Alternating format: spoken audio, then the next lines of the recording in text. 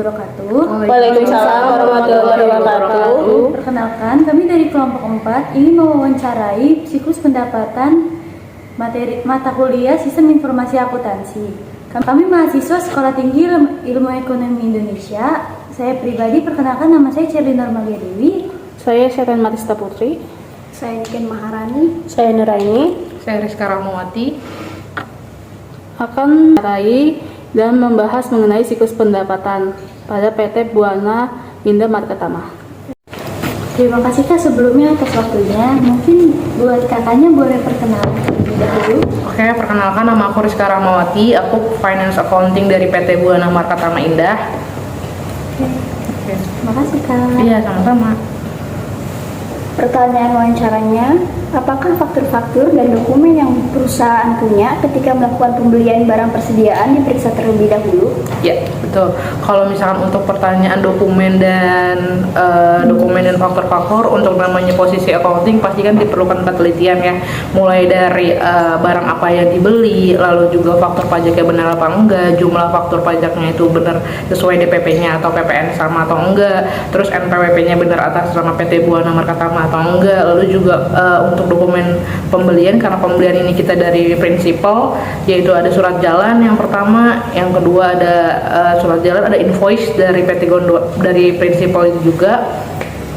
Untuk ketepatannya dari nilai nominal, dari nilai berapa kuantiti yang kita beli itu semua diperiksa sih. Gitu. Selanjutnya, apakah barang-barang persediaan yang dimiliki oleh perusahaan diperoleh dari tunai semua? Kalau untuk pembelian persediaan kita nggak secara tunai, karena memang kan kita ini kan bergerak di bidang distributor juga, dan distributor ini juga kan kita ngambil dari prinsipal ya, jadi untuk transaksinya itu sih nggak tunai gitu. Selanjutnya, apakah uang yang diperoleh dari kegiatan penjualan selalu dipegang secara cash, tunai atau disimpan di bank? Kalau untuk sistem uang kita itu di bank ya. Kita jadi ada beberapa bank memang yang bekerja sama juga, terutama sama bank BCA, sama bank Commonwealth. Itu juga semua alur transaksi kita masuknya ke aliran dana bank yang ada yang aku sebutin tadi sih. Oke. Untuk pertanyaan selanjutnya, bagaimana pencatatan yang dilakukan oleh perusahaan terkait kasus piutang tak tertagih dan piutang macet? Oke, untuk piutang karena kita bergerak ya di bidang distributor dan marketplace ya secara online gitu kan, karena kita memang nggak ada penjualan secara offline, karena kita semua online by system, yaitu marketplace ya, yang aku bisa sebutin ya Shopee, Lazada, Tokopedia, Blibli, dan juga TikTok. Sama ada memang beberapa yang bukan marketplace, sama kita sistemnya pakai surat jalan. Terus kalau misalkan untuk gimana sih caranya untuk antisipasi piutang tak tertagih gitu kan. Jadi di kita ini kan bukan orang yang ketika kita beli kita berhadapan langsung dengan konsumen kayak warung-warung kelontong gitu ya. Kita ini kan berhadapan sama, kita tuh ada pihak ketiganya, yaitu ada marketplace. Jadi wadah kita berjualan di situ kan, kita juga nggak face to face kayak kita tuh beli ke warung kita langsung dapat barangnya, ketemu sama orangnya, ini kan enggak. Karena memang sistemnya by online segala macam ya, mungkin kita untuk mengantisipasi hal-hal itu ya kita semua marketplace pasti punya data rimakan pesanan per seller. Nah, data rimakan per seller itu ya kita maintain antara data sales yang kita anggap sebagai omset, lalu kita maintain apa sih yang menyebabkan piutang tak tertagih atau piutang macet. Contohnya kalau misalkan untuk piutang tak tertagih itu dan piutang tak tertagih dan macet ya, contoh kalau untuk piutang tak tertagih itu bisa jadi barang ini kita udah akuin sebagai omset, pada saat dipesan bisa jadi customer mau batalin secara sistem batalin. Bisa jadi kemungkinan barang itu banyak lah ya faktor-faktornya, entah udah sampai di rumahnya tapi nggak dibayar, atau misalkan barang rusak karena ekspedisi hilang, atau misalkan kayak komplain, misalkan kita kirim varian apa, dia mintanya apa, salah kirim apa segala macam, itu kan yang menyebabkan itu kayak gitu kan. Dan untuk mengantisipasinya kita ada admin marketing, admin marketplace. Jadi setiap admin marketplace ini kan akan berkoordinasi langsung ya sama buyer gitu kan. Dan dari sistem kita gimana sih cara mereka yang sekiranya kayak si buyer ini nggak ada komplain sama sekali, sebenarnya tiba-tiba dia ngasih rating yang jelek itu segala macam. Nah, kita bisa antisipasi itu dari ya kita tarik data dari marketplace, kita compare mana sih yang sudah menjadi piutang dan mana sih yang piutang tidak tertagih. Gimana? Lalu kalau misalnya udah kayak gitu kita rekonsiliasi berdasarkan data sales sama data marketplace. Kalau misalkan kita udah tahu misalkan retur apakah hilang ya gitu, tinggal kita koordinasi ke masing-masing. Contoh, kalau misalkan untuk barang hilang di ekspedisi itu bukan tanggung jawab buyer, jadi juga bukan tanggung jawab kita secara sales barang kita sudah keluar gitu kan, sudah di pick up sama ekspedisi. Nah, nanti kita konfirmasi baik-baik ke ekspedisi kenapa nih barang hilang, kita follow up terus aja sampai memang benar mereka bayar bertanggung jawab atas barang kehilangan tersebut gitu. Cuman kalau misalkan untuk mekanisme gimana cara piutang tak tertagih, yang mungkin kalau misalkan memang nih dari kita sudah mengaku itu sebagai sales tapi tiba-tiba retur by system, nah kita pembukaannya jadi retur, cuman sambil dilihat fisik dari si retur ini benar-benar balik apa enggak ke penjual gitu loh. Nanti kan setelah balik ke penjual, kita kan stok kita kan akan masuk lagi ke sistem. Jadi ya memang seakan-akan kayak barang kita tuh nggak kejual gitu loh, cuman pencatatannya beda, yang tadinya udah jadi piutang jadi balik jadi rekor penjualan. Jika ada barang-barang persediaan yang mengalami kerusakan atau misalnya kadaluarsa, bagaimana penerapan pencatatan akuntansi yang digunakan oleh perusahaan untuk kasus tersebut, Kak? Oke. Kalau misalkan untuk kadaluarsa itu sendiri kan kita nggak mungkin ya ngirim ke customer atau kita ngejualin barang-barang yang kadaluarsa. Dan kita karena kita bergerak di bidang distributor yang disupport dari prinsipal yakni ini PT Gondowangi. Jadi dari prinsipal ini mewajibkan kalau misalkan memang ada barang rusak atau misalkan barang kadaluarsa itu bisa kita retur pembelian ke ke prinsipal. Nah, kalau misalkan untuk barang yang rusak di perjalanan, barang yang karena yang tadi hancur, bocor apa gimana segala macam yang memang kita jual nih tapi ternyata barang itu ternyata rusak di jalan karena ekspedisi, karena apa, karena memang packingnya kurang bagus apa gimana segala macam. Nah, itu kita lakukan retur penjualan. Jadi ya mekanismenya kalau misalkan kita keterima barang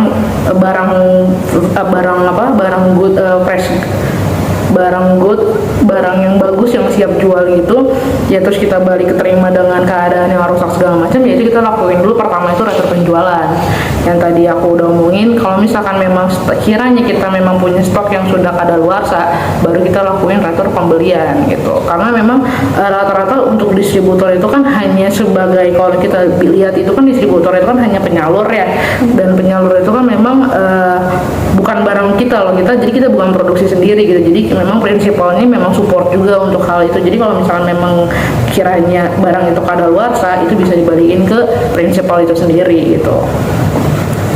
Oke.